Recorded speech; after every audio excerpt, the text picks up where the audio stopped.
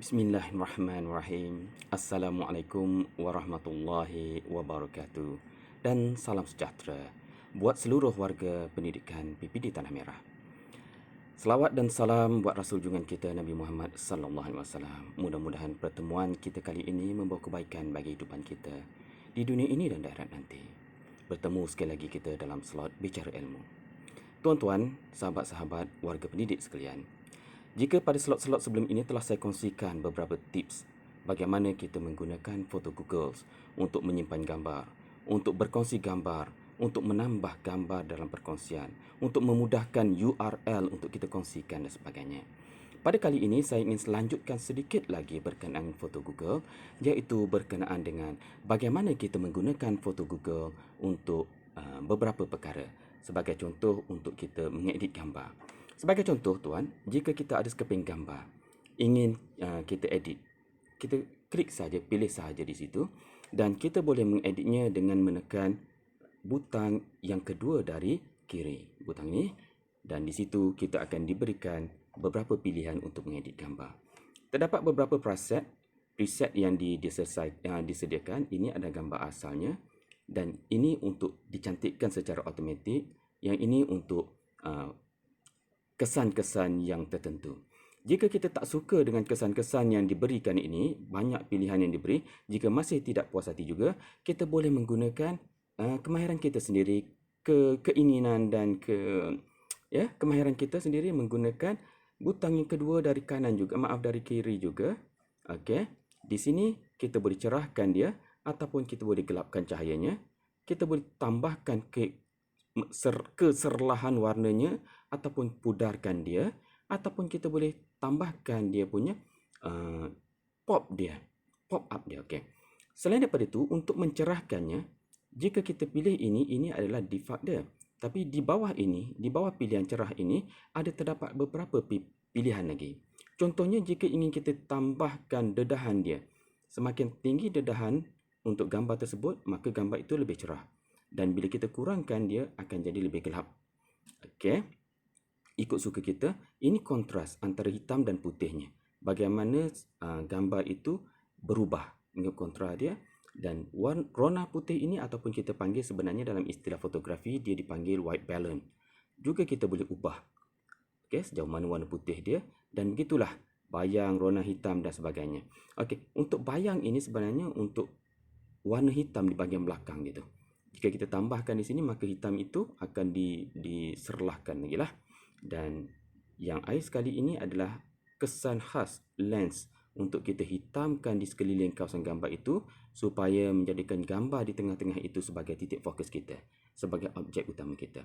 Okey, itu untuk kawalan kecerahan. Untuk kawalan warna pula, kita ada beberapa pilihan untuk ketepuan warna. Okey. Okey, tuan-tuan boleh cuba sendiri. Untuk kehangatan, menambahkan sedikit rona merah pada gambar kita. Okey, kita akan tambah di situ. Jika kita turunkan ke bawah, dia akan tambahkan warna biru. Okey, dari segi warnanya, okey, kita tambahkan sikit. Ikutlah kita. Daripada warna asal, kita boleh tukarkan dia kepada warna agak purple dan sebagainya. Okey, dan tona kulit ini biasanya lebih kita gunakan untuk gambar-gambar potret dan sebagainya. Tapi tak ada masalah jika kita ingin mencuba. Okey, biru pekatnya dan sebagainya. Itu untuk warna dan untuk mengedit gambar. Dan andai kata kita nak pusingkan sedikit gambar kita, kita boleh pusing menggunakan tetapan yang ini.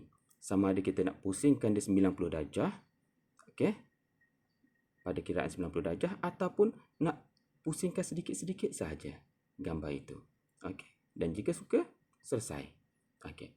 Dan menggunakan aplikasi ini juga kita boleh tambahkan teks.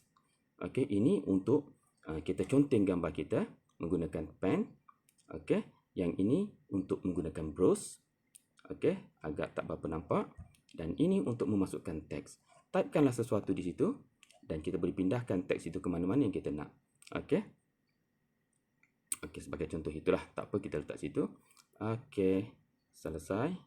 Dan teks itu boleh kita pindahkan ke mana-mana yang kita suka. Okey. Jika suka, jika tak suka, kita kosongkan semula. Okey, selesai di situ. Selain daripada itu, satu lagi kegunaan. Okey, jika kita dah puas hati, kita simpan. Jika tidak, kita pangkas sajalah. buang teruskan. Okey, kita buang saja, tak payah edit, tak payah simpan. Satu lagi kelebihan foto Google ini tuan, dia boleh membantu kita untuk mengesan objek apa sebenarnya yang kita lihat. Sebagai contoh, jika kita lihat bunga ini jarang-jarang kita jumpa. Jadi kita nak tahu apakah tentang bunga ini, maka kita boleh menggunakan Google Lens di sini, tekan di situ dan dia akan tolong kita cari apakah gambar ini sebenarnya. Okey, barangkali talian saya agak slow. Okey. Ini adalah gambar-gambar yang berkaitan dengan gambar yang kita sebut tadi tu. Jadi jika tuan-tuan ingin tahu lebih lanjut berkenaan dengan objek tersebut, tuan-tuan boleh layari laman-laman web yang dicadangkan di sini. Okey?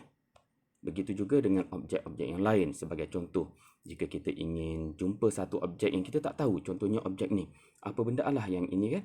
So, kita gunakan Google Lens tu, kita cari, jika tak dapat, jika ruang itu terlalu besar, mungkin dia minta kita agak kecilkan sedikit skop tu supaya mudah dia nak kesan. Okey. Oh, ini adalah gambar-gambar yang berkaitan dengan gambar yang saya tunjukkan tadi.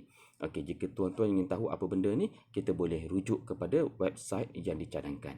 Ini adalah peralatan kamera yang digunakan biasanya oleh jurugambar makro. Okey. Seterusnya, selain daripada itu juga, satu lagi yang ingin saya kongsikan di menggunakan aplikasi Foto Google ini ialah bagaimana cara kita nak buat collage ataupun animasi ataupun filem menggunakan aplikasi ini. Kita buka di sini, utility sini. Nanti kita akan diberikan beberapa pilihan untuk kita buat. Contohnya untuk buat, kita mulakan dengan collage dahulu. Okey, collage ialah untuk kita menggabungkan beberapa keping gambar menjadi sekeping gambar. Maka kita pilihlah gambar-gambar yang ingin kita jadikan di collage. Sebagai contoh, 2-3 keping gambar dan kita pun buat collage. Tekan buat di situ. Maka akan terhasillah sekeping gambar yang mengandungi keseluruhan gambar tersebut ataupun yang kita namakan collage. Itu mudah. Okey, yang kedua ialah menggunakan animasi. Animasi ialah kita ingin jadikan gambar itu sebagai seolah-olah seperti tayangan slide. Contohnya kita ambil 2-3 keping gambar Puan Aida Suzana, kita punya Nazir, Jemaah Nazir Negeri Kelantan, dan kita pun buat 7 keping itu. Dan hasilnya nanti kita akan dapati seperti ini. Okey. Itu adalah animasi.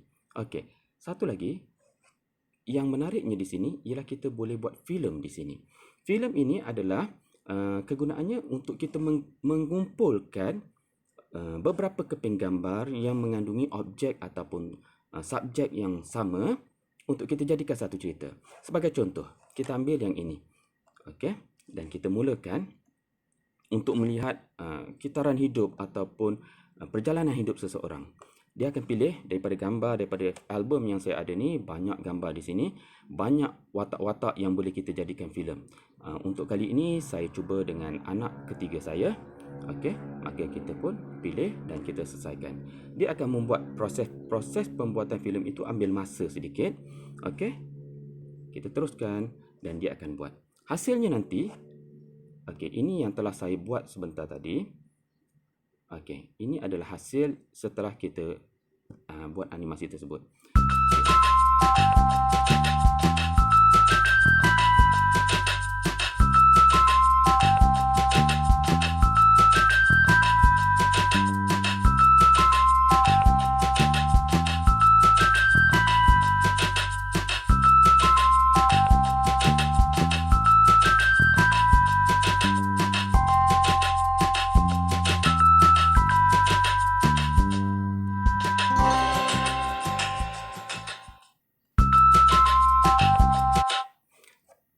Begitulah bagaimana jika kita menggunakan utility yang diberikan, memudahkan kerja kita untuk membuat sesuatu, mengimbau kenangan. Dan perkara yang menariknya tentang foto Google ini, jika telefon bimbit kita hilang ataupun rosak, setiap gambar ini masih kekal di alam maya, masih ada di drive kita dan kita boleh mengaksesnya menggunakan mana-mana komputer dan kita boleh buka akaun foto Google kita menggunakan IG kita, iaitu email kita, Gmail kita biasanya, dan kita dapat melihatnya. Rasanya setakat ini dahulu perkongsian saya untuk kali ini, dan insya-Allah Jika ada kesempatan yang lain, kita akan bertemu lagi. Sekian. Assalamualaikum warahmatullahi wabarakatuh.